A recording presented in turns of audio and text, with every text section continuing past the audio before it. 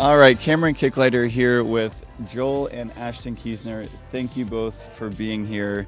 Today we're going to talk about all things Saddleseat, and I thought this was funny. You're literally on the cover of the Saddleseat edition, so I guess who better to have with us today? That's how I got the gig. That's it. That's all. That's how I got it. So Saddleseat, you both obviously have trained and shown and won with some of the nicest Saddleseat horses the industry has seen. So I feel very privileged to include you guys in this. So a lot of our viewers might not know exactly what Saddleseat is. And so, you and I were talking yesterday. Can you give just kind of the brief history of where Saddleseat came from and kind of where it's gone today? Well, okay, so imagine back in the day when it was all horse and carts and they didn't have cars. So most people toiled and worked with their horses. They were utilitarian. But on days off, on Sundays, they would go to church or they'd go to the park, and they would take their best horse and their best carriage. And their best horse was usually one that had more shape, more shape in its neck. It was round. It probably had a little extra pep in its step, we'll call that, and was more beautiful so that they could show off. And they would go around the park or on their way to church. And so got to be a bit of, showing off on that day, right? Everybody was bringing their best horses and then turned into competitions. So those same style of horses that we love, just a little more arch in the neck, that pep in the step turned into, really well-defined, a style of motion that we like. But, from the park and going to church to smaller competitions to what we do now, it's really evolved a long way. And of course, the breeding and the training and all that as well. So yeah, it's definitely evolved, from what it was to then. It obviously became a competition. I'm not sure when it came into Arabians per se, but I know that 70s, 80s, our Arabian show world just exploded. So talk to me a little bit then about, even from then, let's say the 80s to now, what are some of the big differences that people might see? How has it changed? How has the breed changed with Saddleseat? So in the early days, there was good trainers and good horses, but it all changed when the LaCroix got Bosque, and that was just a completely different style of horse than what they had seen. Interesting story is, I don't know if anybody's familiar with Adolf Schreier paintings, but they're very exaggerated. It's called Orientalist style. But Dr. LaCroix said, if that guy painted that in the 1800s or 1700s, whenever it was, those horses have to exist somewhere. So they went to Poland to try and find it. And Bosque was that horse that looked like a Schreier horse. And so they imported him back to America, and he just changed everything because of the way he looked, his style, his neck, his motion. And so that everybody fell in love with it, just like, he fell in love with the Schreier paintings. And that has guided where we've gone ever since. Not only with the style of horse, but with their training, they brought in some more dressage and collection techniques, and they were the only ones doing it back then. But now there's a ton of good trainers out there that are doing great jobs. And so every time somebody steps it up and does, something good with a really good horse or a really good job of training, everybody else goes, oh. We have to rise with them. And then it's like this. So we are where we are, where horses are really doing a lot. A lot of collection, a lot of impulsion, but doing it in a really finessed and sophisticated way. Yeah. So I think it kind of gets me to my next question then. So, when judges are judging in the ring and, they're looking to pin the champions, what exactly do you think they're looking for, or when it comes to pinning those champions? Like, how can people identify a champion in the ring? For me, and I'm not a judge, but I compete a lot. You win a lot too, so I think we can put a lot of stock in this. So when I'm watching a class and I've got a rider in there, the first thing that I look at is frames.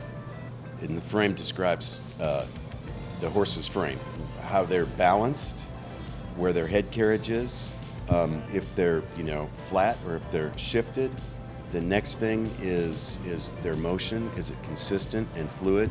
And then after that would be the sophistication and the softness of the appearance. After that would be the presentation. So, do they go out and show? But kind of in that hierarchy. And the quality of the horse. Yeah. Well, It's a big deal. Yeah. I feel like that is almost like you have that in a spreadsheet somewhere and you start ticking them off. Yeah. Kind of, the AEPA. Yeah, APA, that was sort of, we designed that, we were there on the ground floor for that, and it was like, okay, what are the most important things? So if you want to figure that out, go read the manifesto. Hear that, everyone? At Go the read the AEPA website, and it goes into great detail of what we're looking for in an English horse. We'll link that in the comments there. So when you are, you've talked a little bit about what the judges are looking for. When you're looking at maybe a prospect for a saddle seat horse, conformationally, temperament, what are you looking for? Well, I did leave out an important ingredient with the quality, but we look for the same thing. The horse has to have a tall carriage, and a horse that will carry a frame. So if they have a tall neck and a short back, and they sort of slope down in the butt, they're lower in their hip than they're in their shoulder, and then they have great motion and they have overall quality, beauty. That's going to be a good. And the breeding, the right kind of breeding. And you guys play a very active role in breeding. I know you manage multiple stallions. Yeah, so talk to me a little bit just the breeding aspect of it when you're choosing mares and stallions, and what is there a general philosophy there, or like kind of a guide that you go by? Breed the best to the best. Okay, simple enough. Yeah. We just try to breed the best mares to the best stallions. It's still. It's always a gamble. It is. It's always a gamble. Breeding's not for the faint of heart. We breed a lot of mares, and we don't always hit, but yeah, we just try to breed the best Arabian mare or saddlebred mare to the best Arabian stallion or saddlebred stallion that we could find. And yeah, it's fun. We really enjoy it. But it's rewarding, I imagine, to see one go through the end gate and end up in the winner's circle. Yes, So what is it that you find so exciting and enjoyable about showing saddle seat and riding saddle seat horses? Well, saddle seat horses, I mean, just all of the energy and all of the impulsion and the carriage and, hitting the ring. And it can just be so super exciting. I mean, I'm sure it can be the same way with a Western horse. I haven't done it in years. Western horses Not quite as much speed. are amazing and so well trained, but it's similar, but yes, more speed.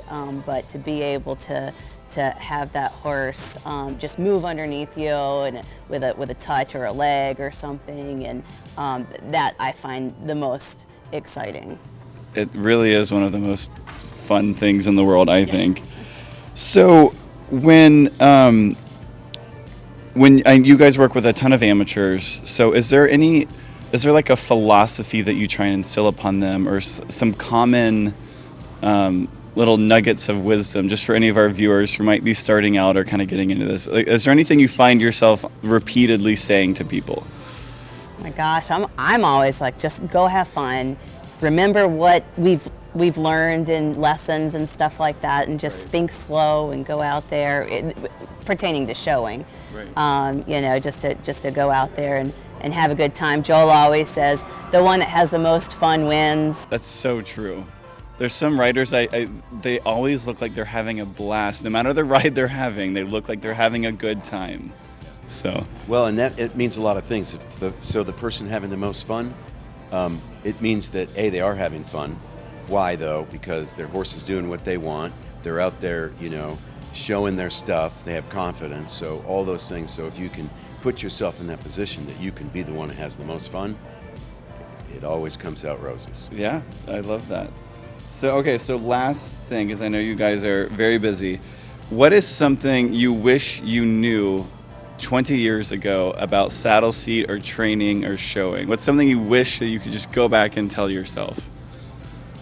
Wow, that's a good one.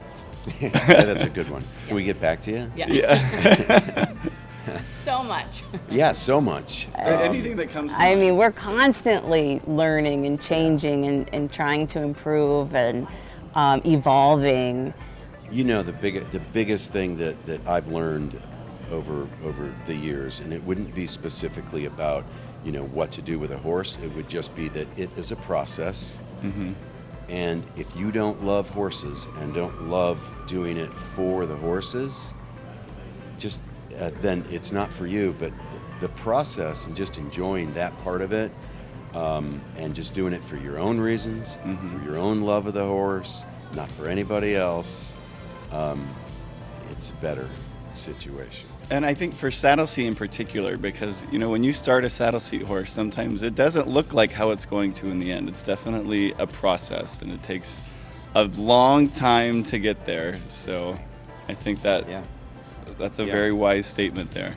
Well, thank you both so much for doing this. We really appreciate it. You two are, I adore both of you.